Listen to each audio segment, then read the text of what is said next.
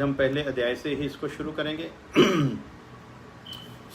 हम लोग पढ़ेंगे बुक ऑफ रेवलेशन यानी कि प्रकाशित वाक्य की किताब, उसका एक अध्याय, उसकी एक से कुछ वर्षे हम लोग पढ़ेंगे, उसके बाद वचन पर विचार करेंगे। हालेलुया। देखते हैं हम लोग एक वर्ष से यीशु मसीह का प्रकाशित वाक्य। शुरुआत होती है इस शब्द से रेवलेशन की किताब की कि यीशु मसीह का प्रकाशित वाक्य। आम लोग कभी कभी इसको बोलने में गलती कर जाते हैं,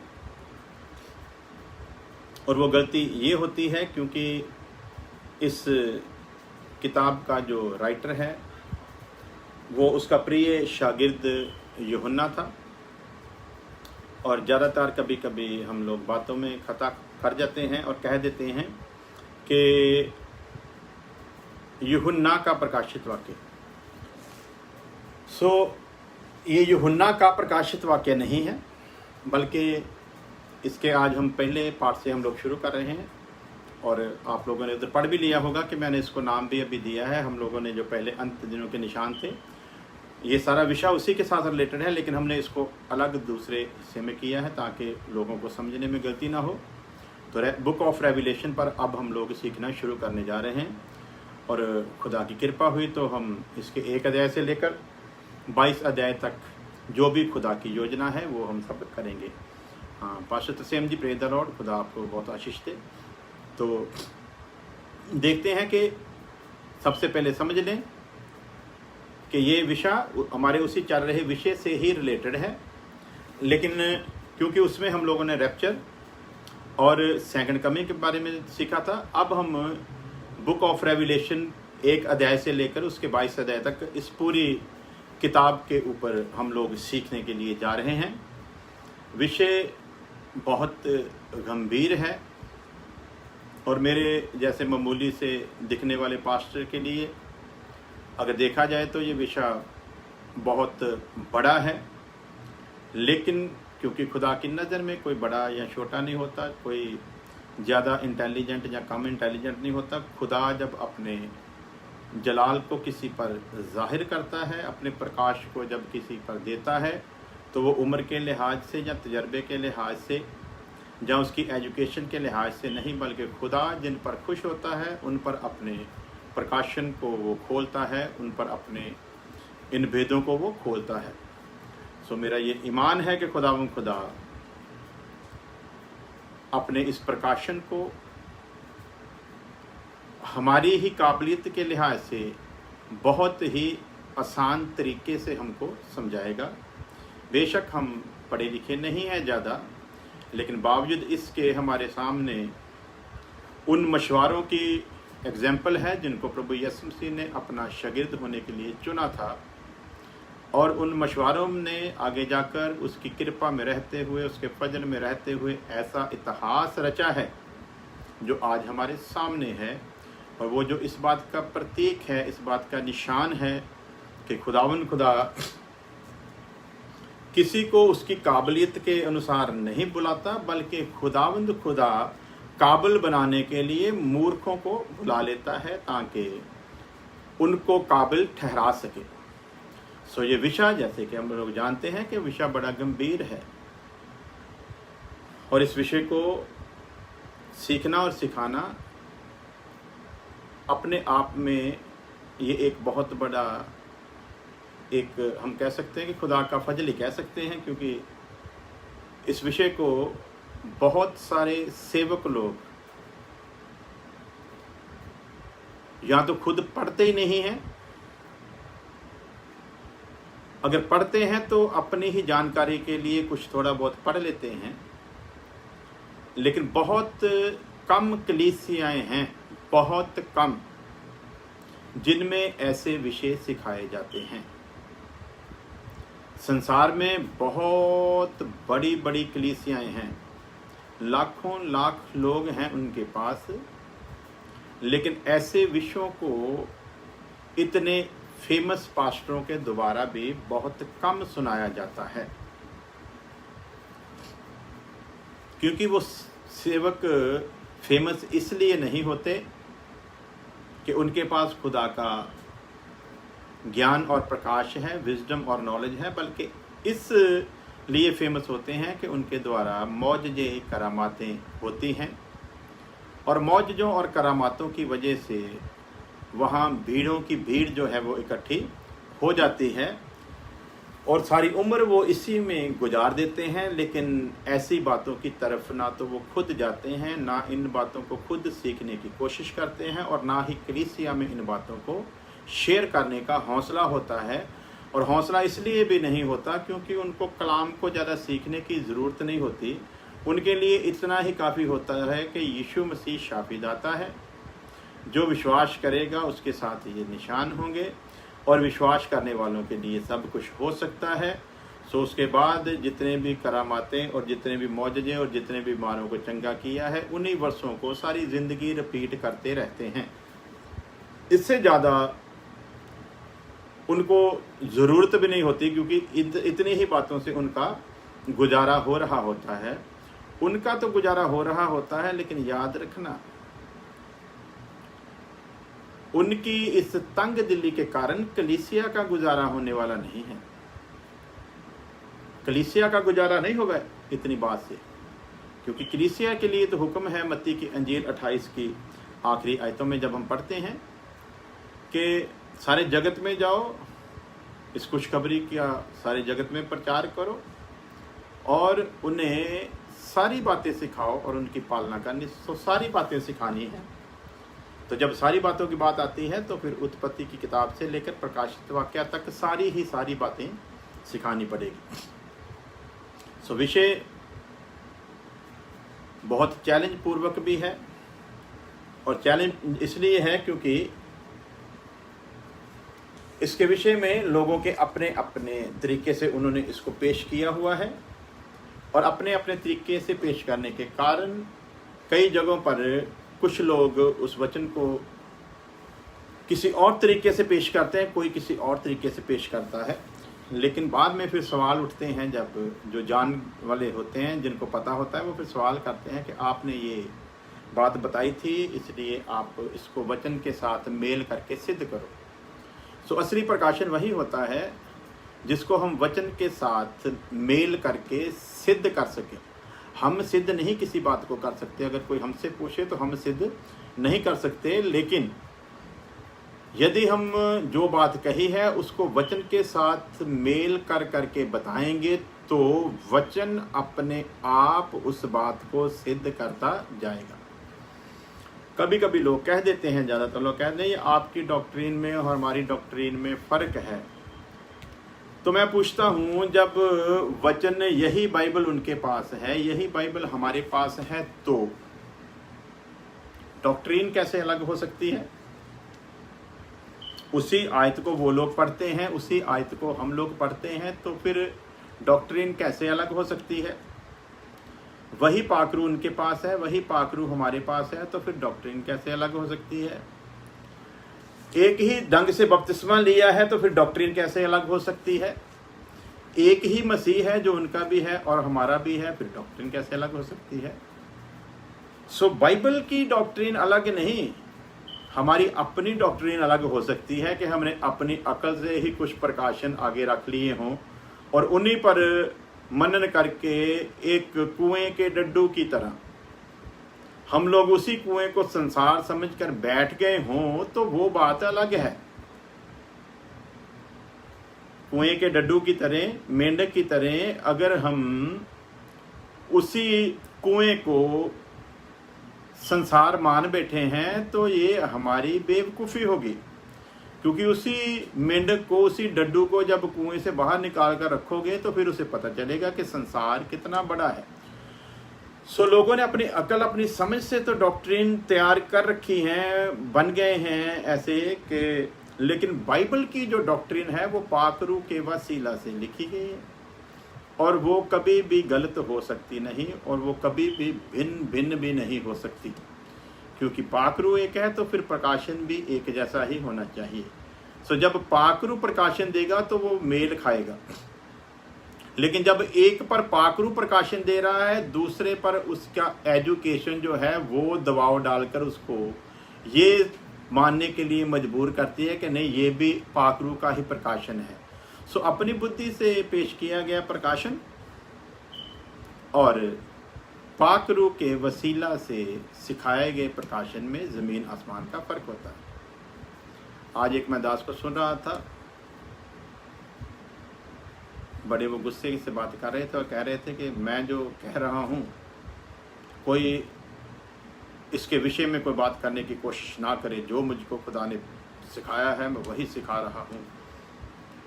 तो ध्यान रहे, कोई भी मेरे किसी भी क्लिप को लेकर कोई अपने आप को फेमस करने के लिए, कोई ये करने के लिए, कोई वो करने के लिए ऐसा कुछ ना करे। मुझ पर जो प्रकाशन जाहिर हुआ है वो बिल्कुल सही हुआ है। सो बड़े जोर दे देकर वो भाई कह रहे थे। तो हमको इतनी चिंता क्यों है? कोई कुछ भी कहे, हमारा मन हम पर साखी देना चाहिए। मैं जो सुना रहा हूँ क्या वो खुदा की इच्छा से है? अगर वो खुदा की इच्छा से है तो हमें कोई फर्क नहीं। कोई उसे ग्रहण करेगा तो उसके लिए आशीष, अगर कोई ग्रहण नहीं करेगा तो उसके लिए सराप है। सो हम मजबूर नहीं करेंगे किसी को कि हम जो बात बताते हैं आप 100% उसके साथ सहमत हो जाओ, उसको मानो। ये मानना ना मानना आपके ऊपर है, आप मानो या ना मानो। मुझको ये तसल्ली होनी चाहिए कि मैं जो सुना रहा हूँ वो बिल्कुल वचन के अनुसार ही है, मुझको तसल्ली होनी चाहिए। तो बड़े वो उन्होंने पहले तो इसी बात पर जोर दे रखा कि कोई भी, यहाँ तक कि उसने अंत एक शब्द में तो उसने धमकी दे डाली कि कोई भी मेरे सुनाए हुए प्रकाशन को के साथ कोई छेड़छाड़ करने की जुर्रत ना करे। तो मैं सुनकर बड़ा हैरान हो रहा था।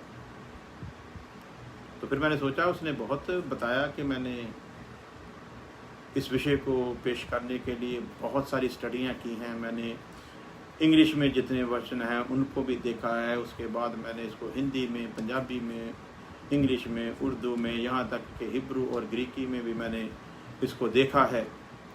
तो तब ये सब कुछ मटेरियल देखकर इकट्ठा करके फिर मैं ये आप लोगों के सामने बात रख रहा हूँ। तो जैसे ही उन्होंने बात रखी है, पहली बात ही गलत हो गई है। जिस ढंग से बता रहे थे मुझको लगा था, मैंने इसीलिए सुनना शुरू किया कि इतनी किताबों में से स्टडी करके बंदा आया है तो कुछ ना कुछ तो बात बनेगी। तो मैंने सुनना शुरू किया, लेकिन पहला ही प्रकाशन वहीं पर हवा जो थी वो निकल गई, वहीं पर पता चल गया बुद्धि पेश हो रही है, आत्मा के द्वारा बात नहीं हो रही। और जब आत्मा के द्वारा बात हो रही हो तो फिर ज्ञान नहीं, आत्मा बात करता है। और वचन में लिखा है बोलने वाले तुम नहीं बल्कि मेरा पाक रूह होगा। तो जब पाक रूह बोलता है तो फिर क्या टेंशन। मैं अब बता रहा हूँ, मेरा ईमान है कि मैं जो बताऊंगा वो पाक रूह की इच्छा से ही बताऊंगा। अब जिन्होंने नहीं मानना था उन्होंने तो यीशु मसीह की नहीं मानी, उन्होंने यीशु मसीह की भी विरोधता की। अब जिन्होंने नहीं मानना है वो मेरी, जिन्होंने यीशु मसीह की नहीं मानी वो मेरी क्या मानेंगे। तो मुझको विरोध की कोई चिंता नहीं। मेरे इन क्लिपों को लेकर कोई बोले, कोई कुछ भी करे, मुझको इस चीज़ से कोई लेना देना नहीं। आप लोग उनको भी सुन लेना, हमको भी सुन लेना, जो ठीक लगे उसको मान लेना, जो ठीक ना लगे उसे छोड़ देना। सिंपल सी बात है। सो प्यारे जी, जो ये विषय जो हम लोग शुरू कर रहे हैं, ये विषय अगर मैं अपनी एजुकेशन को लूँ तो फिर मेरे बस का काम नहीं है, लेकिन अगर मैं खुदा की कृपा को देखूंगा तो मेरे लिए ये मामूली सी बात है। मैं फिर रिपीट करता हूँ, अगर मैं अपनी एजुकेशन से के लिहाज से इस बात को पेश करूँ तो मेरे लिए ये नामुमकिन है, फिर मैं इसको नहीं सुना सकता। लेकिन अगर मेरा भरोसा है मुझको एक चलाने वाला है, मुझको एक बुलाने वाला है, मुझको एक ठहराने वाला है, जिसने मुझको ठहराया है, जिसने मुझको बुलाया है, जिसने मेरे साथ वायदा किया है, तू जहाँ कहीं होगा तुझे चिंता करने की जरूरत नहीं, मैं तेरे संग रहूँगा, बोलूँगा, बात करूँगा। तो अब जब मैं उसको, जिसने मुझको बुलाया है, ठहराया है, जिसने मुझको ये हुक्म दिया है, जब उसके ऊपर भरोसा रखकर बोलूँगा तो मैं समझता हूँ कि जो प्रकाश दुनिया के लिए बहुत गहरा प्रकाश है, ये बुक का जो आखिरी किताब है बाइबल की, इस किताब का जो प्रकाशन है वो बहुत गहरा है। बिल्कुल सही बात है, ये बहुत ही गहरा विषय है।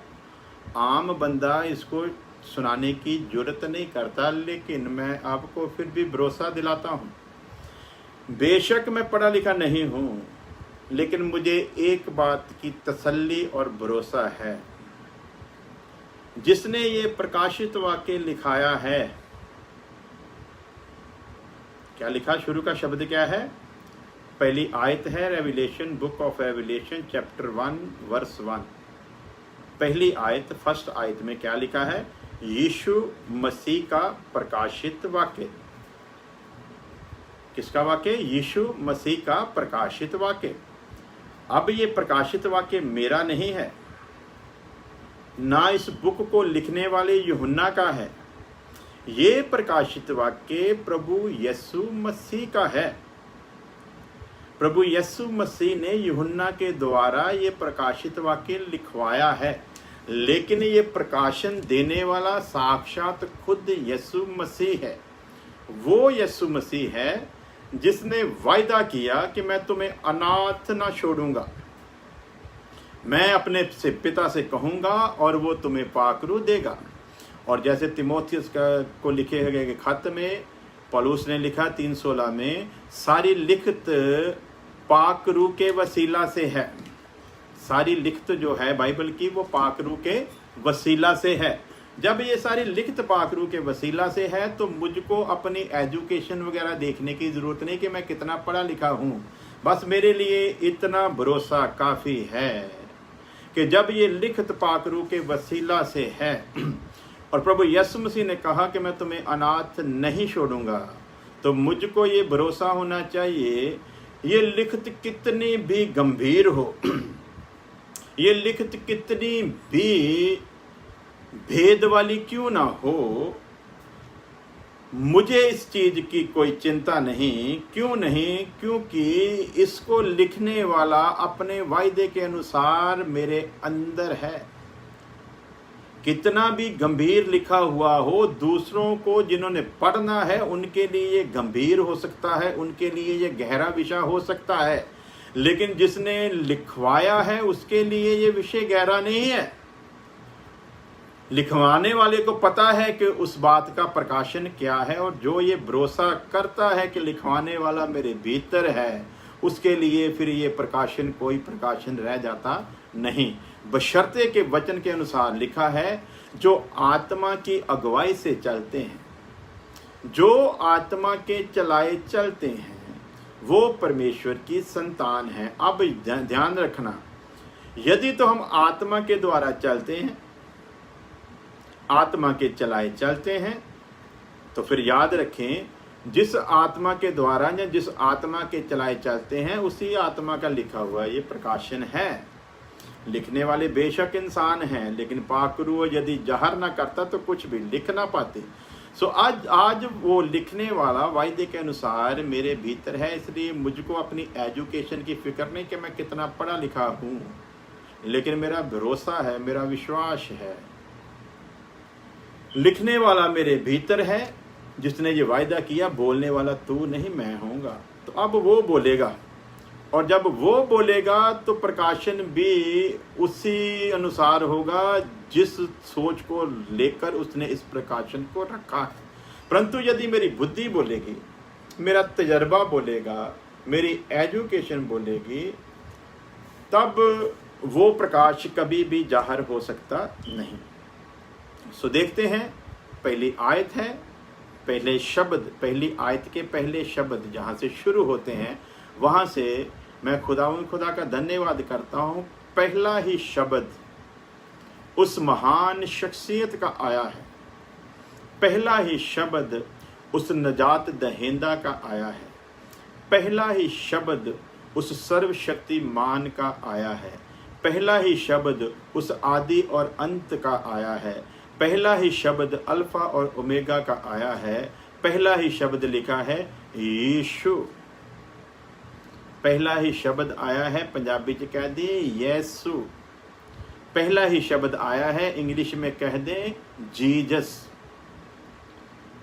तो खुदा का शुक्र करें कि जब आप इस किताब को पढ़ने की शुरुआत करते हो तो पढ़ते वक्त आपके मुंह से पढ़ते वक्त जो शब्द निकलता है, बेशक आपका मुंह भी ना हिल रहा हो, तो आप इसे पढ़ रहे हों बिना मुंह हिलाए हुए भी, तो ध्यान रखें जेन में जो पहला शब्द आएगा वो शब्द ही है यीशु, यानी कि मेरा वो उद्धारकर्ता जिसने मेरे साथ प्रतिज्ञा की है, जिसने मेरे साथ प्रॉमिस किया है, जगत के अंत तक मैं तुम्हारे साथ हूँ, जगत के अंत तक, दुनिया के अंत तक मैं तुम्हारे साथ हूँ।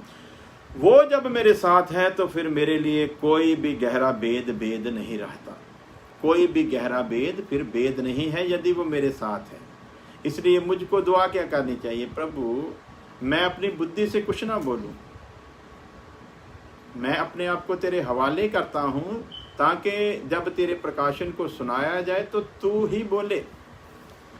तो अब अगर आप ये सोचकर सुनने के लिए बैठेंगे कि इकबाल गिल बोल रहा है तो फिर शायद आप समझ ना पाएंगे, परंतु यदि ये देखें जैसे लिखा यूहन्ना ने है, लिखवाने वाला खुद यीशु मसीह है, उसी तरह आप अगर ये सोचकर सुनने के लिए बैठेंगे कि होंठ तो इकबाल गिल के हिल रहे हैं, जुबान तो मेरी ऊपर नीचे हो रही है, परंतु पीछे जो बोलने वाला है वो वही है जिसने इस प्रकाशन को दिया है, लिखवाया है, तब ये बातें आपकी समझ में अवश्य आएंगी। परंतु यदि आप ये सोचकर बैठेंगे कि हम इकबाल गिल को सुनने के लिए आए हैं, तो मैं समझता हूं आपके पल्ले कुछ भी पड़ने वाला नहीं है। जो भी सीखने जा रहे हैं वो ये सोचकर बैठे हैं खुदावंद खुदा हमसे बात करने के लिए जा रहा है, हम उस किताब के वेदों को सीखने के लिए जा रहे हैं जो दुनिया के पढ़े लिखे महान लोग जो हैं, जो शब्द उनके लिए बहुत गहरे और मुश्किल हैं, हमारे लिए वो बिल्कुल भी मुश्किल नहीं। मेरे खुदा के लिए कुछ मुश्किल नहीं है, तो जब मैं खुदा का हो गया तो मेरे लिए भी फिर कुछ मुश्किल नहीं है। हालेलुया। सो देखते हैं यीशु मसीह का प्रकाशित वाक्य जो उस परमेश्वर ने इसलिए दिया। ये प्रकाश किसका है? यीशु मसीह का। देने वाला कौन है? यीशु मसीह का प्रकाशित वाक्य जो उसे परमेश्वर ने दिया। मैं पिता में से निकल कर आया हूँ, प्रभु यीशु मसीह कहता है। जिसने मुझे देखा उसने मेरे बाप को देखा। मैं और पिता एक हैं। जिसके लिए शब्द इस्तेमाल हुआ है अल्फा और ओमेगा, आदि और अंत, उसका ये प्रकाशन है। और क्लियर क्या करता है खुदा का दास? यीशु मसीह का प्रकाशित वाक्य जो परमेश्वर ने इसलिए दिया। देने वाला परमेश्वर है, लेकिन प्रकाशन किसका है? यीशु मसीह का है। हालेलुया। तो यीशु मसीह का प्रकाशन होते हुए मुझको एक वर्ष ध्यान में है, शायद मैं भूल ना गया हूँ, क्योंकि मेमोरी मेरी आपको मैंने कई बार बोलना बहुत कम है, लेकिन मैं फिर भी कोशिश करता हूँ अगर खुदा के फजल से वो वर्ष मुझको मिल जाए तो वो वर्ष पढ़ेंगे तो आपको इस वचन को सीखने में और ज़्यादा आसानी होगी। तो इधर थोड़ा अंधेरा है तो मैं कोशिश करूँगा, आप लोग थोड़ा वेट करें। मैं थोड़ा चश्मा लगा लेता हूँ इसको पढ़ने के लिए, क्योंकि बहुत बारीकी में लिखा हुआ है। ये आयत है पहला करंथियों का खत, उसका 1 अध्याय और उसकी 30 आयत में पढ़ रहा हूँ इस वचन को समझाने के लिए जो हम सीखने जा रहे हैं। जैसा हमने पढ़ा, यीशु मसीह का प्रकाशित वाक्य जो परमेश्वर ने इसलिए दिया। ये यीशु मसीह का करके क्यों लिखा गया और देने वाला परमेश्वर है, तो वहाँ पर ये क्यों लिखा गया है उसको मैं पढ़ रहा हूँ। पहला कुरिन्थियों का खत, उसका 1 अध्याय, उसकी 30 वर्ष। फर्स्ट कुरिन्थियंस उसका चैप्टर 1 वर्स 30। परंतु उसी की ओर से तुम मसीह यीशु में हो। किसकी ओर से हम मसीह यीशु में? परमेश्वर की ओर से, खुदावंद खुदा की ओर से हम मसीह यीशु में हैं। हालेलुया। और आगे क्या लिखा है? जो परमेश्वर की ओर से हमारे लिए ज्ञान ठहरा, उसी की ओर से, यानी कि परमेश्वर की ओर से हम मसीह यीशु में हैं। और जिस मसीह यीशु में हैं, उस मसीह यीशु की वचन किस तरह व्याख्या करता है, उस मसीह यीशु की वचन किस तरह पहचान बताता है, जिस मसीह यीशु में हम हैं, उसके बारे में वचन क्या बताता है। मैं फिर रिपीट करता हूं, परंतु उसी की ओर से तुम मसीह यीशु में हो, जो परमेश्वर की ओर से हमारे लिए ज्ञान ठहरा। फिर मैं रिपीट करता हूं, हम किसकी ओर से हैं? परमेश्वर की ओर से मसीह यीशु में हैं, और उस यीशु मसीह में हैं जिसके बारे में लिखा है कि जो परमेश्वर की ओर से हमारे लिए ज्ञान ठहरा। उस मसीह यीशु में हैं जो परमेश्वर की ओर से हमारे लिए ज्ञान ठहरा। अब वो मसीह जो हमारे लिए ज्ञान ठहरा है ना, यहाँ पर क्या पढ़ते हैं हम लोग? यीशु मसीह का प्रकाशित वाक्य। किसका प्रकाशित वाक्य है? यीशु मसीह का। ये यीशु मसीह कौन है? जो परमेश्वर की ओर से। मैं फिर रिपीट करता हूं ताकि आप लोग बराबर समझ जाएं, ताकि इस वचन को, जिसको लोगों के लिए बहुत ये गहरा विषय है, हमारे लिए बिल्कुल आसान हो जाएगा। क्योंकि हम अपनी एजुकेशन को के घमंड को लेकर, अपने तजर्बे के घमंड को लेकर नहीं बैठे, हम तो उसकी कृपा में बैठे हैं कि जिसने लिखा है वो हमारे साथ है। तो यहाँ पर क्या आता है? यीशु मसीह का प्रकाशित वाक्य। ये यीशु मसीह का प्रकाशित वाक्य क्यों है? लिखा है उसी की ओर से तुम मसीह यीशु में हो, और उस मसीह यीशु में हो जिसको परमेश्वर ने हमारे लिए ज्ञान ठहराया है। जिसको परमेश्वर ने ठहराया हमारे लिए ज्ञान। तो यहाँ पर भी क्या लिखा है? यीशु मसीह का प्रकाशित वाक्य है जो उसे परमेश्वर ने इसलिए दिया। तो ये दोनों आयत जब हम मेल करते हैं तो हमारे सामने ये काफी खुल जाता है वेद जो है। और क्या लिखा है यहाँ पर? पहले मैं प्रकाशित वाक्य, फिर उसको साथ साथ में पढ़ के इसको जोड़ जोड़ कर मैं आपके सामने पेश करूंगा। यीशु मसीह का प्रकाशित वाक्य जो उसे परमेश्वर ने इसलिए दिया कि अपने दासों को वो बातें, परमेश्वर ने क्यों दिया है यीशु मसीह को, और ये यीशु मसीह का प्रकाशित वाक्य क्यों है कि अपने दासों को वह बातें बताए। सिस्टर प्रियंका जी हमारे साथ आए हैं, और बहुत गलत बात है कि वो बहुत लेट आए हैं। सो इसलिए ध्यान रखें, क्योंकि वर्षों को लिखना होता है और आपने ये जिम्मेवारी ली हुई है, तो आगे से कृपया लेट ना आए। सो मैं फिर रिपीट करता हूँ, रेवलेशन उसका 1 अध्याय, उसकी 1 वर्ष को हम लोग पढ़ रहे हैं, और उसके साथ साथ हम लोग कुरिन्थियों का खत, पहला कुरिन्थियों उसका 1 अध्याय, उसकी 30 वर्ष। जैसा कि हम रेवलेशन की बुक को सीखने के लिए जा रहे हैं, खुदा हम सबके साथ हो और हमें सीखने में खुदा मदद करे। सो ये याद रखना, मैं सिर्फ आपको सिखा नहीं रहा हूँ, बल्कि मैं बार बार ये शब्द इस्तेमाल कर रहा हूँ, करता जाऊँगा। हम लोग इस विषय को सीख रहे हैं। हम लोग जब हम सब मिल जाएंगे तो फिर खुदावंद खुदा हमारी एकता को देखते हुए अपने इन गहरे वेदों को, हमारी थोड़ी सी जो उसने हमको बुद्धि दी है, उसी के अनुसार हमको बहुत ही ईजली ढंग से और बड़े ही आसान ढंग से खुदा हमको समझाएगा और सिखाएगा। सो हम सीख रहे हैं। यीशु मसीह का ये प्रकाशित वाक्य है, यूहन्ना का प्रकाशित वाक्य कहने की कभी गलती नहीं करना, क्योंकि शुरू में ही ये क्लियर कर दिया गया है, कोई इस प्रकाशन को यूहन्ना का प्रकाशन नहीं, बल्कि सबसे पहले वो यीशु मसीह का प्रकाशन समझे। और ये वो प्रकाशन है जो परमेश्वर की ओर से दिया गया है। क्यों दिया गया है? कि वह अपने दासों को वह बातें बताए। इसलिए दिया है कि वह अपने दासों को वह बातें बताए जिनका बहुत जल्दी होना अवश्य है, जिनका शीघ्र होना अवश्य है, जो बहुत जल्दी होने वाली हैं।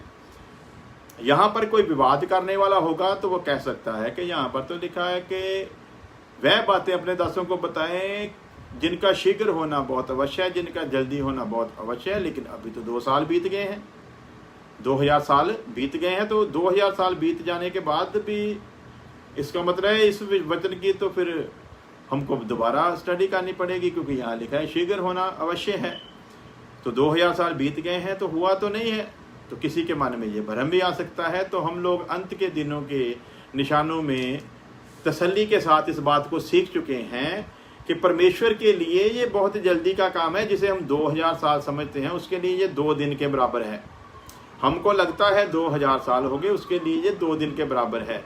इसलिए परमेश्वर अपने तरीके से सोचता है, क्योंकि ये प्रकाशन मसीह यीशु का है और परमेश्वर की ओर से दिया हुआ है।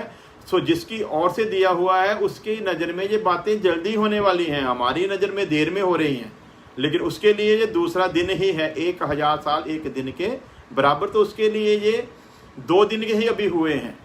इसलिए वो कहता है जल्दी होने वाली हैं, जिनका जल्दी होना अवश्य है, यानी कि ज़रूरी है कि अपने दासों को वह बातें बताए जिनका शीघ्र होना अवश्य है दिखाए। और उसने अपने स्वर्गदूत को भेजकर उसके द्वारा अपने दास यूहन्ना को बताया। अपने स्वर्गदूत को भेजा और अपने दास यूहन्ना को बताया। सो फिर वहीं पर आते हैं, क्योंकि मैं इसको डिटेल में बार बार रिपीट करने का मतलब से यही होता है कि आपके दिमाग में बात फिट बैठ जाए। तो बार बार रिपीट करने का मतलब क्या है, ये बुक जो है इसको कभी भी यूहन्ना का प्रकाशित वाक्य कहने की गलती नहीं करना, क्योंकि पहली ही आयत बताती है कि यूहन्ना का नहीं, ये यीशु मसीह का प्रकाशित वाक्य है। दूसरी बात, ये वो यीशु मसीह का प्रकाशित वाक्य है जिसे खुद खुदावंद ने यीशु मसीह के वसीला से हमको दिया है। ये जो यीशु मसीह का प्रकाशित वाक्य है ये इसलिए दिया गया कि अपने दासों को वह बातें बताए जो शीघ्र होने वाली हैं। और ये बातें कैसे बताई हैं और हम तक कैसे पहुंची हैं। प्रकाशित वाक्य यीशु का है, देने वाला खुदावंद खुदा है। बताने का अर्थ है कि जो बातें जल्दी होने वाली हैं वो हमको बताए। और ये बात किस तक पहुंचाई है, स्वर्ग दूत के द्वारा यूहन्ना तक पहुंचाई गई है। और यूहन्ना ने, स्वर्गदूत ने यूहन्ना को बताया है। और फिर यूहन्ना ने जैसा यीशु मसीह का प्रकाशन था जो स्वर्गदूत के द्वारा बोला गया है वैसा ही लिख दिया। और वो लिखित भाषाओं में कन्वर्ट होते होते, ट्रांसलेशन होते होते वो बात हम तक पहुंची है। तो जब हम तक पहुंची है तो हमको ये पहले ध्यान कर लेना है, जो हम सीखने जा रहे हैं वो किसी इंसान की बुद्धि अकल की बातें नहीं, वो किसी इंसान की इच्छा से लिखी बातें नहीं, बल्कि खुद खुदा की ओर से यीशु मसीह के वसीला से उसके बीच में रखे हुए प्रकाशन के द्वारा दी गई हैं। परमेश्वर के प्रकाशन को हम लोग नहीं समझ सकते, ये ध्यान रखना। क्योंकि परमेश्वर जब बात करता है तो वो परमेश्वर होकर करता है, लेकिन वही बात जब यीशु मसीह के द्वारा होती है तो हमारी समझ में बहुत आसानी से आती है। उसकी वजह है, उसकी वजह यह है कि यीशु मसीह मनुष्य भी था, यीशु मसीह खुदा भी था। इसलिए जब हम खुदा की सूरत पर उस स्टेज पर पहुंच जाते हैं जहां पर खुदा को लगता है कि अब ये मेरी बातें समझ सकता है, फिर खुदा के बात करने का तरीका बदलता है। लेकिन यीशु मसीह के द्वारा ये सारा ज्ञान बताने का मतलब ये है कि यीशु मसीह खुद भी एक मनुष्य के रूप में हमारे संग रहा। इसलिए वो मनुष्य की साथ रहते हुए उसकी हर एक चीज से वाकिफ। ऐसा नहीं कि परमेश्वर अगम ज्ञान में वाकिफ नहीं, अगम ज्ञान में तो वो सब कुछ जानता था, लेकिन मनुष्य के जीवन में रहते हुए वो ऐसी ऐसी तजर्बों को हमारे ऊपर बयान करता है जिनको हम ही समझ सकते हैं। मनुष्य होते हुए हमारी वो सारी आदत से वाकिफ हुआ है। मनुष्य कैसे सोचता है, कैसे समझता है, कैसे काम करता है, कैसे व्याकुल होता है, सारी तजर्बों में से यीशु मसीह निकला। मनुष्य को दुख जब होता है उसको कैसी पीड़ा होती है, इन सारी चीज़ों से वो निकला है। इसलिए खुदावंद खुदा अब हमारे साथ, हमारे लिए ये एक आशीष का कारण है कि हमारे साथ जब खुदावंद खुदा बोलता है तो यीशु मसीह के वसीला से उसी के द्वारा बात करता है, ताकि वो बात हमारी समझ में आसानी से आ सके। बातें परमेश्वर की समझ में भी आती हैं, लेकिन वो आसानी से नहीं आती। पुराने नबियों के साथ की हैं, इसीलिए उनके लिए उसका समझना जो था, जगह जगह पर हमको आता है, नज़र पड़ते हैं कि वो कठिन था, लेकिन हमारे लिए वो सारा कुछ जो था वो आसान कर दिया गया, क्योंकि हमारे लिए वो सारा कुछ जो था वो उस यीशु मसीह के द्वारा किया गया है, जो खुद मनुष्य के रूप में इस धरती पर 33.5 साल रहकर गया है। सो देखते हैं, स्वर्गदूत के द्वारा भेजकर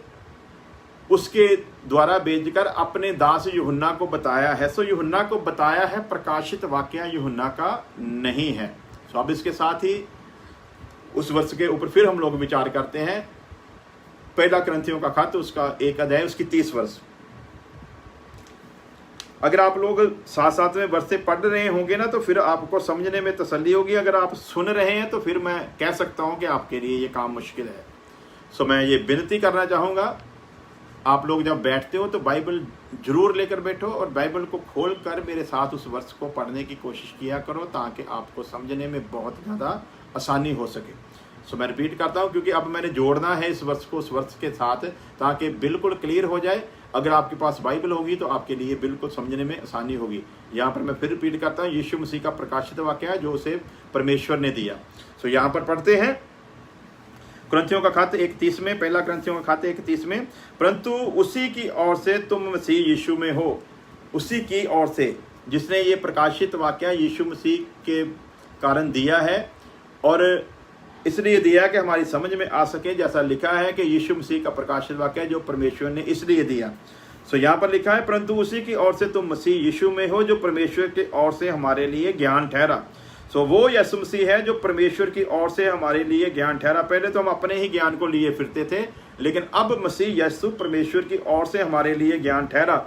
और जो ज्ञान हमको परमेश्वर यीशु मसीह के द्वारा सिखाएगा, वो हमारे लिए जिंदगी का एक कारण है, हमारे लिए वो जिंदगी की एक आशीष है। सो फिर ध्यान से रहें। और ये जो परमेश्वर की ओर से हमारे लिए ज्ञान ठहरा है, अर्थात धर्म, पवित्रता और छुटकारा। 3 शब्द आए हैं। क्या क्या शब्द है, मैं फिर पढ़ देता हूं। अर्थात धर्म, पवित्रता और छुटकारा। मैं फिर एक बार रिपीट कर देता हूं, क्योंकि ये बहुत छोटे छोटे अक्षरों में लिखा हुआ, पढ़ना मुश्किल है मेरे लिए। सो मैं चश्मा लगाकर पढ़ने की कोशिश करता हूँ इसको। परंतु उसी की ओर से तुम मसीह यीशु में हो, जो परमेश्वर की ओर से हमारे लिए ज्ञान ठहरा। अर्थात का मतलब होता है कि जो पहले बात लिखी गई कि यीशु मसीह परमेश्वर की ओर से हमारे लिए ज्ञान ठहरा, अर्थात वो ज्ञान है क्या, जो परमेश्वर की ओर से हमारे लिए ज्ञान ठहरा। अर्थात शब्द जब आया, उस वचन, वो ज्ञान जो ठहरा है उसको खोल रहा है। वो ज्ञान क्या है? धर्म है, पवित्रता है और छुटकारा है। हालेलुया। सो अगर कोई सुन रहा है और उसके पास अगर इंग्लिश की बाइबल है, जहाँ उनके पास फ़ोन में है, तो कृपया इस वर्ष को आप लोग कॉपी पेस्ट करें यहाँ पर इंग्लिश में, अगर कोई जल्दी से कर सकता है, ताकि लोगों को इस वचन की गहराई जो है वो समझ आ सके, जिस वचन को हम लोग सीख रहे हैं। अगर किसी के पास है तो प्लीज़ कृपया जल्दी उसे आप लोग इस पर उस वर्ष को कॉपी पेस्ट कर दें प्लीज़ कमेंट बॉक्स में। सो आगे पढ़ते हैं। दूसरी वर्ष पढ़ लेते हैं, इसके साथ जितनी देर वो कोई करता है। सो देखते हैं दूसरी आयत में, जिसने परमेश्वर के वचन और यीशु मसीह की गवाही दी। जिसने परमेश्वर के वचन और यीशु मसीह की गवाही दी, किसने? और उसने अपने स्वर्गदूत को भेजकर उसके द्वारा अपने दास यूहन्ना को बताया स्वर्गदूत ने है, जिसने परमेश्वर के वचन और यीशु मसीह की गवाही दी। अर्थात जो कुछ उसने देखा था उसी की गवाही दी है। अब यूहन्ना वही कुछ दिखा रहा है, वही कुछ बता रहा है, वही कुछ समझा रहा है। क्या समझा रहा है? जैसे हम लोगों ने देखा है। अब खुशी के ने लिखा है, हाँ जी, who has become for us wisdom from God, जो परमेश्वर की ओर से हमारे लिए ज्ञान ठहरा है। और वो जो ज्ञान ठहरा है उसको भी मैं कोशिश करता पढ़ने की। एक मिनट जी। वो है राइटनेस एंड, मेरे को यहाँ से पढ़ा भी नहीं जा रहा है, यानी कि तीनों बातों को वहाँ पर लिखा गया है। सो आप लोग समझ गए हैं। पंजाबी हिंदी में लिखा है, वो हमारे लिए धर्म, पवित्रता और छुटकारा। ये 3 बातों को आप लोग याद रखना, जो परमेश्वर की ओर से यीशु मसीह हमारे लिए ज्ञान ठहरा। तो आगे बढ़ते हैं खुदा के फजल से। जिसने परमेश्वर के वचन और यीशु मसीह की गवाही अर्थात जो कुछ उसने देखा था उसी की गवाही दी है, यानी कि वो अपनी ओर से कुछ नहीं बोल रहा, जो कुछ उसने देखा है, जो कुछ उसने देखा है, जो कुछ उसको सुनाया गया है, जो कुछ दिखाया गया है, जो कुछ बताया गया है, ये बात क्लियर करती है कि उसका अपनी ओर से कुछ भी नहीं है, बल्कि जो कुछ उसको खुदावंद खुदा की ओर से मिला है वो उसी को पेश कर रहा है। सो अब हमें भी जो खुदावंद खुदा की ओर से मिला है उसी को पेश करना है। हमें अपनी ओर से कुछ नहीं कहना, हमें अपनी ओर से कुछ मिलाना नहीं, हमें अपनी ओर से कुछ मिलावट करने की जरूरत नहीं, हमें अपनी ओर से कुछ बढ़ाने या घटाने की जरूरत नहीं, क्योंकि जो लिखा गया है वो हमारी निजात के लिए काफ़ी है। सो आज बहुत सारे लोग ऐसी कोशिश कर जाते हैं, कुछ बढ़ाने की कोशिश कर जाते हैं, कुछ घटाने की कोशिश कर जाते हैं ताकि उनका अपना मनोरथ जो है वो पूरा हो। लेकिन हम इस बात पर ध्यान रखेंगे, हम ना तो इसमें से कुछ बढ़ाएंगे और ना ही कुछ घटाएंगे। तीसरी आयत जो महत्वपूर्ण है वो ये है, धन्य है वह। एक बात याद रखना, पूरी बाइबल में सिर्फ एक ही किताब के विषय में ये बात लिखी गई है, सिर्फ एक ही किताब के विषय में ये बात लिखी गई है। तो वो लोग ध्यान रखें जो लंबे समय से मसीह में हैं और लगातार चर्चों में जा रहे हैं, बावजूद इसके उनको आज तक इस किताब को सुनने का, समझने का मौका नहीं मिला। वो खुद भी बेचारे शायद नहीं पढ़ते होंगे, क्योंकि पढ़ने का फायदा क्या है जब समझ में नहीं आए। ऐसे ही ओल्ड टेस्टमेंट में है, लोग मिस्र की गुलामी से निकलने तक तो कूच की किताब, निर्गमन की किताब को पढ़ लेते हैं, लेकिन आगे जब असली बातें शुरू होती हैं वहां पर जाकर लोग छोड़ देते हैं। फिर 15-17 अध्याय के बाद वो निर्गमन को भी छोड़ देते हैं, उसके बाद की जो 3 किताबें हैं उसको भी छोड़ देते हैं और सीधा सीधा वो जाकर जंप करते हैं और यहोशुआ की किताब में चले जाते हैं, क्योंकि उनकी समझ में नहीं आती। सो प्यारे अजीजों, याद रखना, यही है वो किताबें जिनको हम छोड़ते हैं और यही वो किताबें हैं जो खुदा के असली प्रकाशन को हम पर जाहिर करती हैं। और जब यही किताबें हम छोड़ देते हैं, इसीलिए वचन हमारी समझ में आता नहीं है। हमारी बदकिस्मती की बात यही है। निर्गमन यानी कि दूसरी बाइबल की, ओल्ड टेस्टमेंट की किताब, जहां से खुदावंद खुदा अपने प्रकाश को शुरू करता है कि वो अपनी आदत को समझा सके, हम वो सारा कुछ छोड़ जाते हैं। वैसे ही न्यू टेस्टमेंट में हम इस किताब को भी उसी तरह छोड़ जाते हैं। जब पढ़ते भी हैं तो एक नावल की तरह पढ़कर चले जाते हैं, क्योंकि समझ तो कुछ आता नहीं है, समझ तो कुछ आता नहीं है। सो मैं आप लोगों को से गुजारिश करूंगा, पास्टर हैरी जी ने एक मिलाप के तंबू पर एक सब्जेक्ट शुरू किया हुआ, मेरे ख्याल से 3 साल का समय लगभग हो चुका है। सो वो फेसबुक पर भी है और यूट्यूब पर भी है। आप लोग उस विषय को जरूर सुने। उस विषय को जब आप लोग सुनेंगे तो आपकी जो आंखें हैं वो खुलेंगी और आपको पता चलेगा कि हमने तो आज तक बाइबल पढ़ी नहीं है। जब आप उस विषय को समझ लोगे, अपने आप में आपको शर्मिंदगी भी आएगी कि इन बातों को तो हम छोड़ गए थे, जिनके कारण तो सब कुछ समझ आता है। हमको बाइबल इसीलिए नहीं ना समझ आ रही, खुदा का वचन हमको इसीलिए समझ नहीं आ रहा कि जहां पर समझ आना है उन किताबों को ही हमने छोड़ दिया है। न्यू टेस्टमेंट में भी ऐसे ही है। रोमियो की किताब लोगों की समझ में नहीं आती, इब्रानियों की किताब लोगों की समझ में नहीं आती, रेविलेशन की किताब लोगों को समझ में नहीं आती। इसलिए बहुत सारे ज़्यादातर लोग जो है वो इन किताबों को इसीलिए छोड़ जाते हैं। तो मैं आपसे फिर गुजारिश करता हूँ, पास्टर हैरी मसीह गिल, उनका जो यूट्यूब आईडी है वो थोड़ी देर में आप लोगों को यहाँ कमेंट बॉक्स में मिल जाएगी, जो यूट्यूब की उसकी उनकी आईडी है। तो वहाँ पर जाएं, उस विषय को आप लोग जरूर सुने और सीखें। लगातार लंबा विषय है, मेरे ख्याल से 3-4 साल हो गए हैं उनको।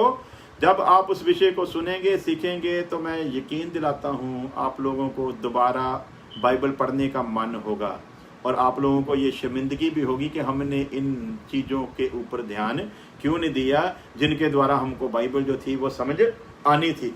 हम लोग तो वही बस वो पुरानी बातें पढ़ते रहे, मांगो तो मिलेगा, ढूंढो तो पाओगे, खटखटाओ तो तुम्हारे लिए खोला जाएगा। जहाँ फिर वही बातें जो मशहूर आते हैं, परमेश्वर ने जगह से ऐसी मोहब्बत की, अपना इकलौता पुत्र दे दिया, हे सारे थके मादे लोगों मेरे पास आओ, मैं तुम्हें आज़ादी। इसी बातों पर सारी जिंदगी एक क्रिश्चियन की घूम जाती है। यही बातें सुन सुनकर वो सारी ज़िंदगी निकाल देता है। जो बातें सुनने वाली हैं उनको पढ़ने और समझने का उसके पास समय होता नहीं। सो प्यारे अजीजों, मैं फिर रिपीट करता हूँ आप लोगों को, अगर पास्टर हैरी के बेटे सुन रहे, मेरे ख्याल से प्रियंका सिस्टर जी ने लिखी दिया है, पास्टर हैरी मसीह गिल मिलाप का तंबू। जी बिल्कुल ठीक है जी। सो सिस्टर जी उनसे ये पूछ लें कि उनकी जो उधर आईडी है यूट्यूब पर वो पास्टर हैरी मसीह गिल के नाम से है या हैरी मसीह गिल के नाम से है या हैरी गिल के नाम से है यूट्यूब पर। शायद मेरे ख्याल से उनके बेटे सुन रहे हैं। अगर वो सुन रहे हैं तो उनकी आईडी जो है वो लोगों को बता दें ताकि लोग उस विषय को सीख सकें। हालेलुया। सो प्यारे जी, जो आप बात को समझें, यहाँ पर 3 आयत में लिखा है, धन्य है वह। कौन धन्य है? वह धन्य है जो इस भविष्यवाणी के वचन को पढ़ता है। पूरी बाइबल में यही लिखा गया है। यहीं पर आकर जिस किताब के लिए इतना जोर देकर ये लिखा गया, आपने उसे पढ़ा क्यों नहीं? अगर आपने पढ़ा तो उसको सीखने का यत्न क्यों नहीं किया? अगर आप किसी चर्च में संगति करते थे तो आपके सेवक ने आपको ये विषय क्यों नहीं सुनाया? आपको वो विषय क्यों नहीं समझाया? और मुझे यकीन है आप लोग जब बात करेंगे तो वो बोले नहीं ये तो बड़ी गहरी बातें हैं जी, ये तो बड़ी आगे की बातें हैं जी। तो उनको पूछो फिर ये आगे की बातें कब बतानी? जब हम आगे चले जाएंगे। ये बातें तो हमारे इधर रहते हुए बतानी है ना कि जब हम आगे चले जाएंगे। आप हर बार जब पूछते हैं तो कहते तो ये तो आगे की बातें हैं। तो आगे की बातें कब बतानी है? जब आगे चले जाएंगे लोग। आगे की बातें कब बतानी है? एक आदमी को 20 साल चर्च में आते हुए, एक ही चर्च में संगति करते 20 साल हो गए, उसको पता ही नहीं इस किताब के बारे में। एक आदमी को 30 साल हो गए, उसको पता ही नहीं इस किताब के बारे में। एक आदमी को 40 साल हो गए हैं, उसको पता नहीं। एक आदमी का बेचारा वो चारपाई पर पड़ा है, अब उसकी आखिरी सांसें चल रही हैं, उसको भी इस किताब के बारे में नहीं सिखाया गया। तो आगे की बातें जो है वो आगे जाकर ही सिखाएंगे। फिर वो आगे की बातें सिखाने के लिए तो आपको ठहराया ना, आगे की बातें सुनाने के लिए तो आपको ठहराया ना, पूरी शिक्षा देने के लिए तो आपको ठहराया। तो फिर कब बताएंगे? मुझे याद है जब पास्टर हैरी गिल ने भी वो वचन शुरू किया था ना मिलाप का तंबू, तो मेरे साथ ही बहुत सारे लोगों ने बात की थी, नहीं नहीं वो तो बड़ी आगे की बातें हैं जी, वो तो बड़ी गहरी बातें हैं जी, वो कलीसिया के साथ शेयर करने का क्या फायदा? तो इनको पूछो फिर वो बातें किनके साथ शेयर करनी है जी?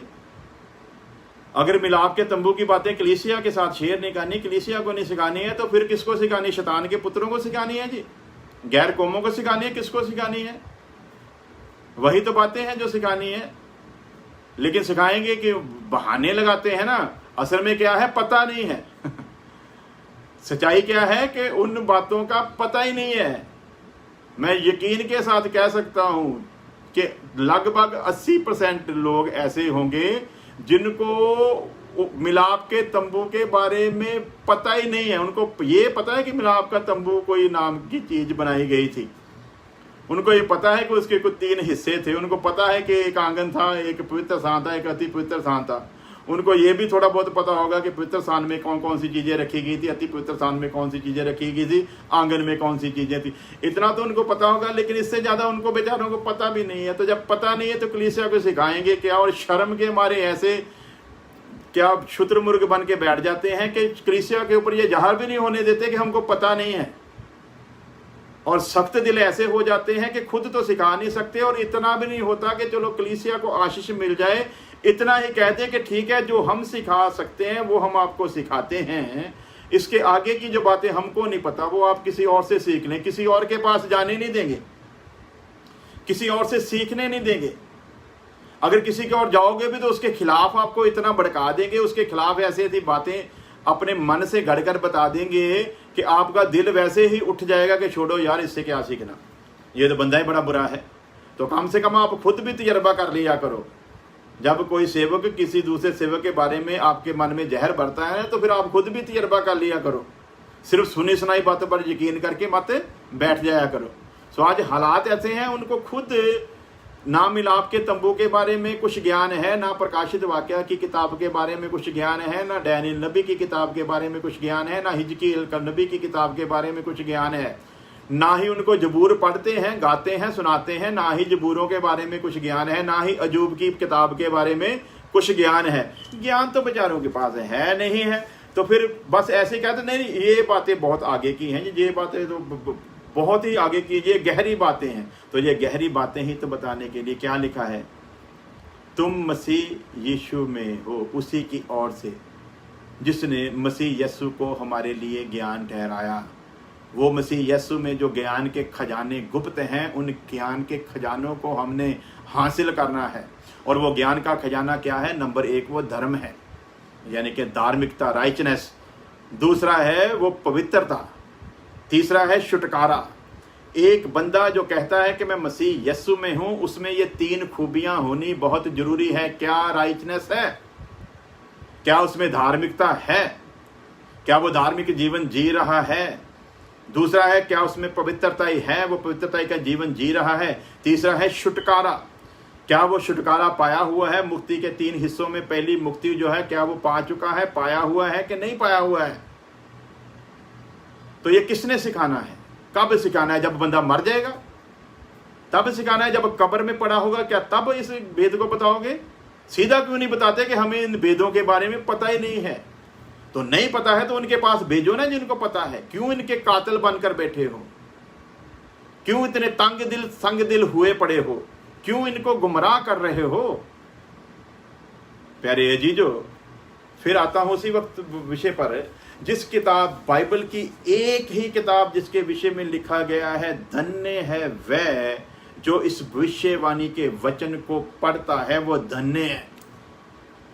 अब आप इसी से हिसाब लगाओ, अगर पढ़ने वाला धन्य लिखा गया है, यानी कि अगर आप पढ़ते भी हो ना, लिखा वो भी धन्य है, लेकिन इसके आगे लिखा है सिर्फ पढ़कर ही ना ठहर जाना।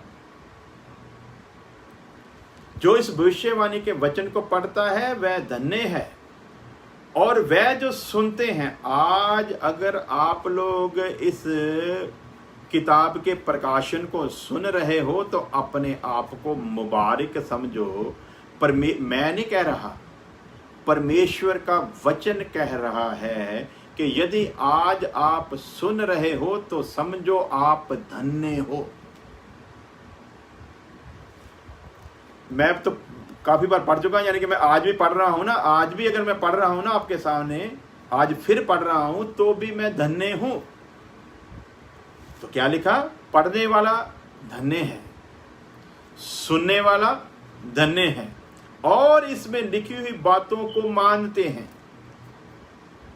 नंबर 1 पढ़ने वाला धन्य है, नंबर 2 सुनने वाला धन्य है, नंबर 3 जो इसमें लिखी हुई बातों को मानते हैं वो भी धन्य हैं। वो क्यों धन्य हैं? इसलिए धन्य हैं क्योंकि समय निकट है। पूरी बाइबल में एक ही किताब के विषय में ये 3 बातें लिखी गई हैं। पढ़ने वाला धन्य, सुनने वाला धन्य, मानने वाला धन्य, और ये तीनों इसलिए धन्य हैं क्योंकि समय बहुत निकट है। निकट समय होने के कारण अगर आप इस ज्ञान को अपने अंदर रख लोगे तो परमेश्वर की पूरी इच्छा से वाकिफ हो जाओगे। समय नजदीक है, अगर इसको नहीं पढ़ोगे, नहीं सुनोगे, नहीं मानोगे तो तुम्हारे लिए बहुत नुकसान होने वाला है। सबसे गहरी बात, हमारा विरोधी जो है, जो मसीह विरोधी है, जो हमारा दुश्मन है, जिसे हम शैतान कहते हैं, एक वो है जो नहीं चाहता कि इस किताब को हम पढ़ें। हमारा विरोधी शैतान जो पाड़ खाने वाले शेर की नाई हमको ढूंढता फिरता है, लेकिन एक रोकने वाले के कारण हम बचे हुए हैं। वो नहीं चाहता कि हम इस वचन को पढ़ें, वो नहीं चाहता कि हम इस वचन को सुने, वो नहीं चाहता कि हम इस वचन को मानें। बाकी किताबों के बारे में उसको इतनी ज़्यादा टेंशन नहीं है। विरोधी मसीह को और शैतान को बाकी किताबों के बारे में उतनी टेंशन नहीं है जितनी टेंशन इस किताब के लिए है। बाकी किताबों को पढ़ने में उसको कोई इतना ज़्यादा मुश्किल नहीं है। वैसे तो वो चाहता ही नहीं कि आप वचन सीखो, लेकिन ख़ास करके बाकी किताबों से उसको इतनी टेंशन नहीं है जितनी टेंशन इस किताब से है कि आप इसको मत पढ़ो, आप इसको मत सुनो, आप इसको मत मानो, और ख़ास करके आप इसको सुनाओ भी ना। तो अब याद रखना, यदि किसी कलीसिया में ये किताब को पीछे रखा जाता है तो समझ लेना, एक बात पल्ले बांध लेना कि जो सेवक आपको ये किताब नहीं सिखा रहा है वो भी दूसरा शैतान है, वो भी शैतान का बेटा है, जो आपको इस किताब का ज्ञान नहीं दे रहा है। क्यों? क्योंकि शैतान है जो नहीं चाहता कि आप इस किताब का ज्ञान हासिल करो। तो अब जो खादम होते हुए आपके ऊपर इस विषय को जाहिर नहीं करना चाहता, तो सीधी सीधी बात है वो खुद भी शैतान के हाथों बिका हुआ और शैतान का पुत्र है। और बहाना क्या है? नहीं जी, ये बहुत गहरी बातें अभी आपके काम की नहीं, अभी तो आप दूध पीते बच्चे हो। उनके तो दांत निकलने पर आ चुके हैं, उनके मुंह में तो दांत नहीं रहे और आप कह रहे हो कि आप दूध पीते बच्चे हो। दूध पीते बच्चे तो वो होते हैं जिनके दांत अभी निकलने होते हैं, तो आप तो उनको भी दूध पीते बच्चे कह रहे हो जिनके दांत थे और निकल गए हैं। सो प्यारे अजीजों, विषय को समझें। शैतान नहीं चाहता इस किताब को खास करके आप, वैसे तो वो चाहता है कि आप बाइबल ही ना पढ़ें, लेकिन इस किताब को वो क्यों चाहता है कि आप ना पढ़ें? उसकी वजह खास ये है, इसी किताब में उसकी मौत का जिक्र है, इसी किताब में उसको मिलने वाली सजा का जिक्र है। इसी किताब को पढ़ते वक्त पता चलता है कि उसकी औकात कलीसिया और यीशु मसीह के आगे कितनी है। इसी किताब को पढ़ने पर पता चलता है कि किस तरह प्रभु यीशु मसीह उस दुल्हन से जिससे वो मोहब्बत करता है, कैसे वो इस शैतान को अपनी उस प्यारी कलीसिया के पांव के नीचे रौंदने वाला है। इस किताब को पढ़ते हैं जब, तो शैतान अपने आप में बेइज्जती महसूस करता है। आज तक इसको नहीं पता था मेरा हश्र क्या होने वाला है, आज इसने पढ़ लिया है, इसको पता चल गया। आज इसने सुन लिया है, इसको पता चल गया है। आज तो इसने मान भी लिया है। सो प्यारे अजीजों, याद रखना, यहीं पर समाप्त कर रहे हैं, समय ज़्यादा हो गया है। कल फिर समय खुदा ने दिया तो ज़रूर इसी वक्त हम लोग फिर दोबारा आएंगे और इस पूरी किताब को एक अध्याय से लेकर हम लोग 22 अध्याय तक पूरा बड़ी ही तसल्ली और बारीकी के साथ सीखेंगे। सो तब तक के लिए आप सभी बने रहें, दुआ करेंगे तो ये वेद हम पर जाहिर होंगे, अगर दुआ नहीं करेंगे तो हमको ये कुछ भी समझ आने वाला नहीं है। खुदा आप सबके साथ हो, खुदा आप सबको बहुत बरकत दे। और ध्यान रहे, जो हमारा विषय शुरू किया है हम लोगों ने टाइथ के बारे में, दशमांश के बारे में, उसका जो टाइम हम लोगों ने ठहराया हुआ इंडिया के लिहाज से और न्यूयॉर्क के टाइम के लिहाज से, वो समय वही है, वही समय है जो हम लोगों ने ठहराया हुआ है।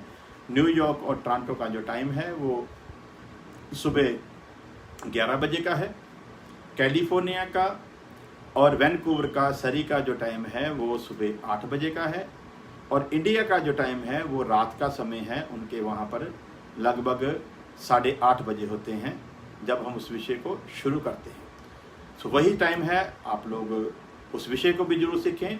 उसके बाद हम लोग एक और ऐसा ही गंभीर विषय है जिसको काफ़ी लोगों ने अपने अपने तरीके से बयान किया है, और वो विषय है उत्पत्ति की किताब 6 अध्याय का विषय, जहाँ पर लिखा है कि परमेश्वर के पुत्रों ने आदम की बेटियों से शादियां की। उस वक्त धरती पर दानव थे, और जो उनसे पैदा हुए, जिन परमेश्वर के पुत्रों ने आदम की बेटियों से शादी की थी, जो उनसे पैदा हुए थे वो शूरवीर थे। सो प्यारे अजीजों, वो 4 ग्रुप कौन हैं और उनका असली प्रकाशन क्या है, उसके विषय में हम लोग सीखेंगे। पिछले दिनों में भी कईयों ने इसको सिखाया है। उनमें से हमारे किसी अजीज ने बताया है कि वो परमेश्वर के पुत्र जो थे वो लूसीफर के साथ जिन्होंने बगावत की थी मिलकर, वो फेंके हुए, वो गिराए हुए दूत थे। तो वहाँ पर सवाल आता है, आदम की पैदाइश से पहले लूसीफर गिरा दिया गया था। आदम की पैदाइश से पहले उसके साथ बाकी हुए फरिश्ते गिरा दिए गए थे। तो यदि वो गिरा दिए गए थे तो फिर बाइबल में उनके लिए परमेश्वर के पुत्र शब्द कैसे इस्तेमाल हो सकता है? बताने वाले ने बताया है कि जो पहला रूप बताया जाता है कि वो सेत की संतान थे जिनको परमेश्वर का पुत्र बताया गया है। 2 रेफरेंस देकर उन्होंने बताया कि वो गलत है। उसके साथ मैं सहमत नहीं हूँ, क्योंकि उसके विषय में 2 टिप्पणियाँ उन्होंने की हैं, उनको भी हम क्लियर करेंगे। लेकिन उसके साथ साथ उन्होंने बताया कि गिराए हुए दूत जो हैं उनके साथ मैं 100% सहमत हूँ, 100% सहमत हूँ। और अब हम असहमति जताते हैं वो ये है कि गिराए गए दूतों को परमेश्वर अपने पुत्रों का दर्जा कैसे दे सकता है और उनके लिए पुत्र शब्द कैसे इस्तेमाल हो सकता है। तो आने वाले समय में हम इस विषय को बड़ी गंभीरता के साथ सीखेंगे, क्योंकि उसमें एक खास बात है। थोड़ी देर के लिए मान भी लें कि वो वही हैं, तो ध्यान रहे एक दुष्ट आत्मा ऐसा होता है जो रेपिस्ट होता है, लेकिन आज तक ये कभी सिद्ध नहीं हो सका कि वो दुष्ट आत्मा रेपिस्ट तो होता है, परंतु उसके रेप करने के द्वारा किसी औरत ने किसी बच्चे को जन्म दिया हो। ये ना कभी हुआ और ना ही कभी हो सकता है। इसलिए ये टीचिंग 100% गलत है। 100%। जैसे उसने तो बोला कि ये 100% ठीक है, तो मैं बोलता हूँ वो 100% ही गलत है। तो उस विषय को भी हम लोग इन दिनों में खुदा के फजल से बड़ी बारीकी के साथ सीखेंगे। और जैसे मैंने आपको बताया हुआ है, कोई भी बात इधर उधर से नहीं लूँगा, कोई भी बात अपनी अकल से नहीं बोलूँगा, बल्कि पूरे रेफरेंस, और वो रेफरेंस दूंगा जिसके बाद आप लोग कहोगे कि अब इसके आगे क्या सोचें, और अपनी ओर से कोई आइडिया लगाकर नहीं, तुक्के के साथ नहीं, पूरा वचन के साथ सिद्ध करेंगे कि वो कौन थे, सिद्ध करेंगे। हालेलुया। सो तब तक के लिए आप लोग खुदा के फजल में बने रहें, दुआ करते रहें, क्योंकि जिन विषयों को हम लोग इन दिनों में छेड़ रहे हैं, ये ध्यान रखना, ये विषय बाइबल के सबसे गंभीर विषय हैं। और हम सबको खुदा का ये शुक्र करना चाहिए कि इन विषयों को इन दिनों में हमें सीखने का मौका मिल रहा है। खुदा आप सबके साथ हो, खुदा आप सबको बरकत दे। मैं फिर रिपीट करता हूँ, आप सबको टाइम का पता है, तो मुझे बहुत अफसोस होता है जब आप लेट आते हो। जब आप लेट आते हो तो मुझको ये महसूस होता है कि शायद आपका सीखने का मन नहीं है। तो यदि सचमुच आपका सीखने का मन है और आपको समय का पता है, तो कृपा करके, मेहरबानी करके पूरे समय पर आप लोग वहाँ पर होने चाहिए। 1-1.5 मिनट में आप सभी लोग नज़र आने चाहिए। खास करके वो लोग जो लगातार सुन रहे हैं, उनको तो पूरे टाइम के इंतज़ार में बैठे होने चाहिए। 5 मिनट पहले वो सामने बैठे होने चाहिए। सो ये चेक भी हो जाएगा। कल सुबह 11 बजे न्यूयॉर्क टोरंटो का टाइम होगा और इंडिया का टाइम होगा रात 8:30 बजे। देखते हैं कौन कौन इस बात को फॉलो करता है और पता चल जाएगा सीखने का किस में कौन सा मादा है। हाँ, उसमें एक बात की छूट है आप लोगों के पास। अगर इन समूह में आप लोग किसी काम में बिजी होते हो, जहाँ आपकी कोई जॉब का कोई ऐसा सिस्टम है, तो वो आप लोग बेझिझक बता सकते हो, उनके लिए कोई गिला नहीं। अगर कोई किसी चीज़ में ऐसा कोई सिस्टम है तो उनके लिए कोई गिला नहीं है। लेकिन जो घर में लॉकडाउन के समय में मौज कर रहे हैं ना, वो जब नहीं आते तो उनके साथ 100% गिला है। मैं फिर रिपीट करता हूँ, जिनकी कोई प्रॉब्लम है ना, मजबूरी है देशों के काम के लिहाज से, उनके साथ कोई गिला नहीं। लेकिन उनके साथ 100% गिला है जो हैं भी घर में, हैं भी फ्री, लेकिन फिर भी यहाँ पर आने के लिए उनके पास समय नहीं है। खुदा आप सबको बरकत दे, सबको जय मसीह की। आइए दुआ करते हैं। पहले खुदा तेरा धन्यवाद करते हैं, तूने ये फजल किया कि तेरी उस किताब को हम लोग सीख सकें जिसके बारे में तूने लिख कर दिया। धन्य है वह जो पढ़ता है, धन्य है वह जो सुनता है, और धन्य है वह जो मानता है। खुदा तूने इस धन्य की आशीष में हमें आने का मौका दिया, इसके लिए तेरा लाख लाख शुक्र करते हैं खुदावंद। और जबकि जो लोग इसके लिए दिलचस्पी रखते हैं खुदावंद, इस विषय को वो सीख सकें और इस विषय को सीखने में आने वाली हर रुकावट उनकी जिंदगी से दूर हो खुदावंद। अगर विरोधी भी कोई ऐसी शरारत करने की कोशिश करे, वैसे तो हमारा ईमान है कि जो तेरे हाथ में है उनके साथ विरोधी किसी किस्म की कोई शरारत नहीं कर सकता, और शरारत उन्हीं के साथ होती है जो तेरे हाथ से थोड़ा बहुत इधर उधर हो जाते हैं। सबसे पहले तो हम यही दुआ करते हैं कि कोई तेरे हाथ से इधर उधर ना हो, और अगर गलती से हो भी गया है तो भी वो विरोधी की चाल में पूरी तरह फंस ना जाए। इसलिए तो अपने लोगों पर कृपा कर ताकि तेरे इस विषय को संजीदगी के साथ सीख सके।